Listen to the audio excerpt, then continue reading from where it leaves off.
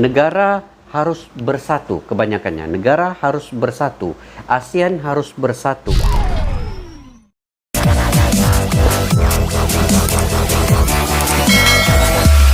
Assalamualaikum dan salam sejahtera. Selamat bertemu kembali di Askalani Studio. Apa kabar semua sahabat-sahabat di luar sana? Semoga diberikan kesehatan, dimurahkan rezeki dan juga dipanjangkan umur guys.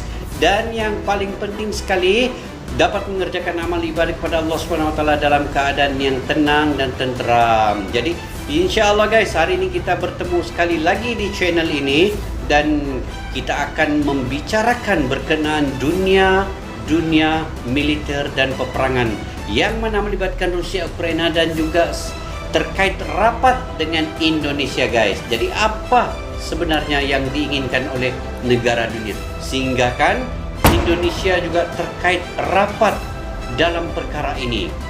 Jadi di dalam channel video kali ini yang kita akan reaction sebentar lagi, kita coba membicarakan berkaitan dengan channel ya, daripada channel bagi-bagi ya, channel yang tidak asing lagi.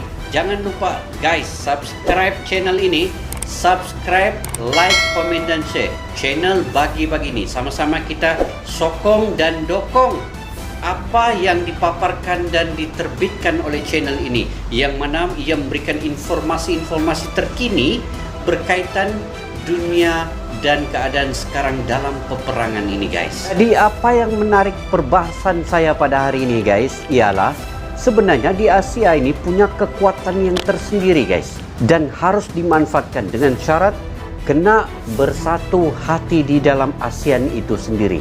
Dan kita harus dipimpin oleh Indonesia, yang mana Indonesia punya negara yang besar dan ketenteraan yang sangat-sangat luar biasa.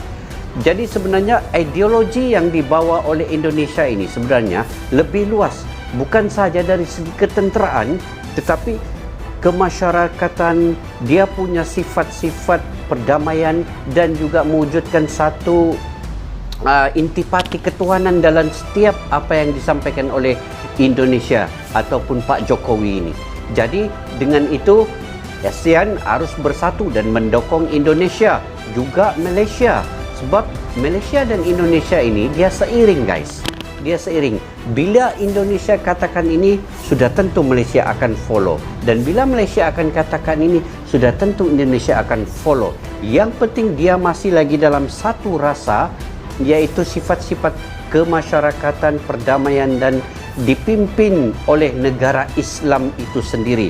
Sebab Islam sendiri mengajarkan bukan penyelesaian dengan peperangan guys, tetapi dengan secara hikmah. Tetapi bila sudah tidak boleh diselesaikan dengan cara hikmah, pasti peperangan itu akan menjadi paling terakhir jalan penyelesaiannya guys. Jadi untuk itu, video apa yang kita react pada hari ini? Oke, mari sama-sama kita tengok tajuknya guys.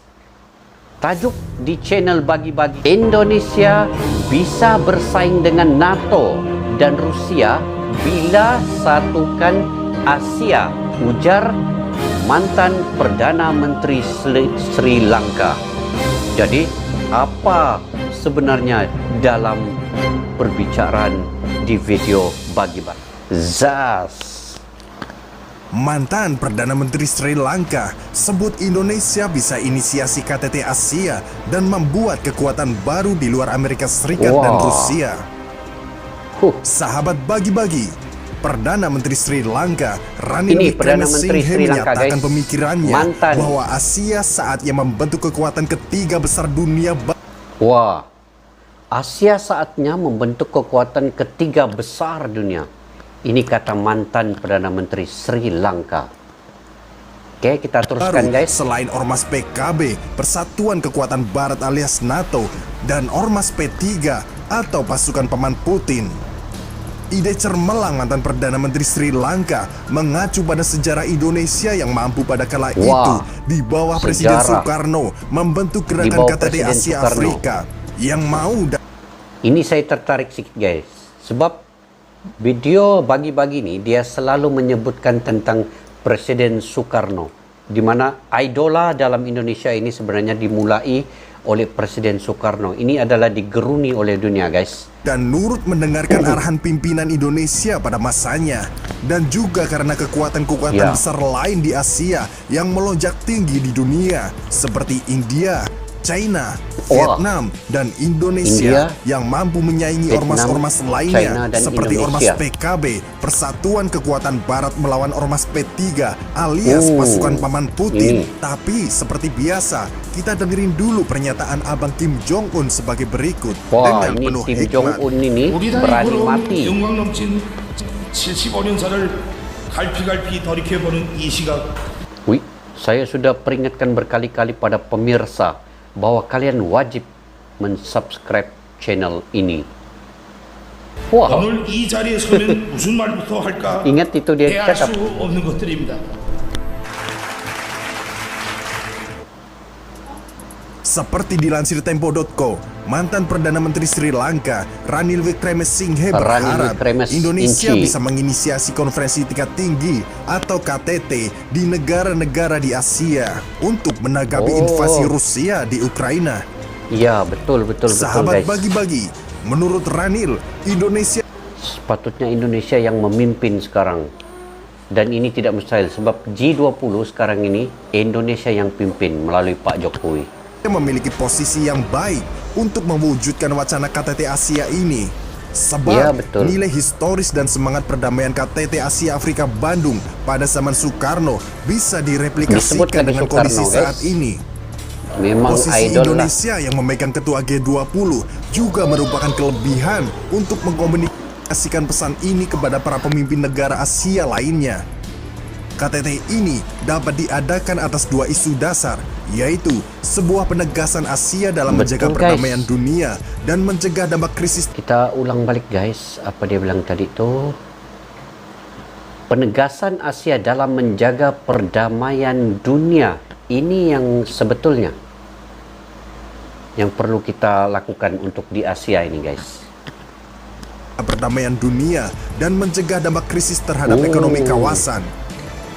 Dalam sesi wawancaranya, Ranil juga mengungkapkan, kita tidak ingin ada perang dunia. Kita baru saja melewatinya. Kita tidak menginginkannya lagi. Jadi, sebaiknya kita bersikap sendiri. Sahabat bagi-bagi, selain Indonesia, politisi United National Party itu juga menyebutkan negara-negara seperti China, Uni Emirat Arab, dan India sebagai kekuatan Asia yang penting yang bisa mendorong terbentuknya KTT ini. Tujuan yang hendak dicapai adalah menemukan kekuatan alternatif dalam identitas bernama Asia yang mulai memepet Eropa dan Amerika. Lebih baik kita tidak mengambil kalau bergabung Asia nih tiada masalah untuk menentang kuasa besar seperti Amerika guys. Sisi fokus bersama Asia membangun sebuah identitas. Kita tidak berada di belakang Amerika. Kita tidak berada di belakang Rusia. Kita berada di belakang Asia. Ungkap Ranil kembali. Mustahak. Indonesia beberapa kali menyampaikan pendapat yang menentang perang Rusia dan Ukraina. Presiden Joko Widodo 2 kali memperingatkan dampak yang terjadi dari konflik geopolitik itu melalui pernyataan di Twitter. Pak Jokowi Sahabat sudah bagi bagi-bagi, amaran. Rusia menginvasi Ukraina sejak hari Kamis 24 Februari 2022. Konflik di lapangan terus memburuk dan belum ada solusi yang dicapai atas krisis ini. Kedua ormas paling besar sampai saat ini saling bertubrukan, baik dalam sisi militer hingga sisi ekonomi. Damai atau tidak damainya nanti, pasti kerugian akan kedua negara tersebut terus meningkat dan akan membutuhkan proses regenerasi. Di sini saatnya Mimin setuju dengan ide pemimpin Sri Lanka tersebut. Saatnya Indonesia bermain cantik bos dan bergabung dengan kawan-kawan kuat Asia lainnya untuk mengimbangi kekuatan Atlantik, FPDA yang mengelilingi Indonesia, bahkan faksi AXIS juga. Bagaimana menurut kalian? Bisakah negara penghasil minyak goreng terbesar dalam galaksi Bima Sakti ini mengambil kesempatan dalam kesempitan? Atau hanya ingin sibuk ngurusin partai warna-warni yang sebenarnya kita rakyat juga nggak ngerti kenapa mereka sibuk sendiri? Atau ngurusin DPR, Dewan Perwakilan Raja yang bergerak berdasarkan kepentingan belaka? Kita semua tahu jawabannya. Sekian berita dari kami. Admin pamit undur diri. Terima kasih. Wassalam. Waalaikumsalam warahmatullahi wabarakatuh. Jadi kesimpulannya guys begini. Daripada pemerhatian apa yang disampaikan oleh video ini, sebenarnya Asia ini harus dipimpin oleh Jokowi dengan lebih tegas dan juga membentuk satu blok baru yang mana di Asia kita akan bergabung dan bersatu. Kita akan membuat satu kekuatan ekonomi, kekuatan militer, kekuatan ketenteraan. Itu yang terbaik sebenarnya yang diinginkan oleh rakyat Indonesia sendiri. Sebab daripada komen-komen yang ada di channel ini, YouTube yang disampaikan oleh YouTube bagi-bagi ini, kebanyakan para netizen, kebanyakan para rakyat Indonesia inginkan perdamaian dan juga Jokowi lebih tegas dalam mengatur langkah membentuk kekuatan ASEAN ini. Dan sebenarnya Pak Jokowi ini cuba seimbangkan di antara Rusia dengan Amerika, di antara Amerika dan Rusia. Tetapi dia tidak menyebelai mana-mana pihak. Begitu juga dalam perang Rusia dan Ukraina ini. Jokowi ini sekadar penyampai suara kepada NATO supaya mewujudkan satu kedamaian, hentikan peperangan. Beberapa kali sudah Pak Jokowi ini bagi tahu supaya perang harus dihentikan sebab dia menyebabkan banyak kerosakan guys. Jadi dan tidak bergantung terlalu kepada Barat. Jadi kenapa perlu kita takut kepada Barat apabila kita sudah menyatukan ASEAN ini? ASEAN ini lebih besar sebenarnya daripada Barat. Jadi sebab itu selalu di-highlightkan di video tadi. Kenapa disebut selalu Soekarno? Sebab Soekarno dia berjaya membawa Indonesia ini juga dalam satu kemajuan yang begitu besar sekali. Cuma dalam nada slow tadi, Pak Jokowi ini boleh melakukannya dengan lebih cemerlang lagi sebenarnya. Cuma Pak Jokowi tidak perlu terlalu khawatir akan negara-negara Barat ini membuli ataupun tidak memberikan kerjasama yang sungguh. Sebab di Indonesia dan juga di negara ASEAN kita sudah ada satu kesatuan yang kuat, bukan sahaja dari segi militer dan dari segi ekonomi juga kita boleh maju. Jadi saya ingat beberapa komen netizen ini begitu sebenarnya mengujakan saya. Sebab negara harus bersatu, kebanyakannya negara harus bersatu, ASEAN harus bersatu. Dan karena Rusia sahabat baik Indonesia, Amerika Syarikat diam-diam membenci Indonesia sampai begitu sekali. Jadi negara lain pun kalau diikutkan dari video ini mengakui kemampuan serta kebesaran NKRI. Kenapa kita sendiri lupa menyadari serta memanfaatkan rahmat yang ada ini? Sebenarnya kita ingin satu saja, kita inginkan perdamaian, kemasyarakatan hidup aman, damai dan tenteram. Itu saja. Jadi insya Allah guys, kalau ada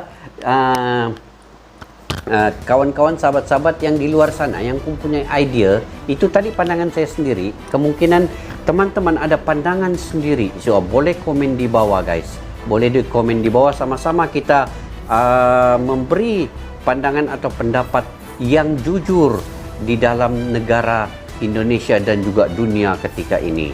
Jadi saya ingat itu saja video kita pada hari ini. Insya Allah guys, sama-sama kita berjumpa lagi di video yang akan datang. Salam silaturahim Malaysia Indonesia serumpun dan bersaudara. Assalamualaikum, bye bye.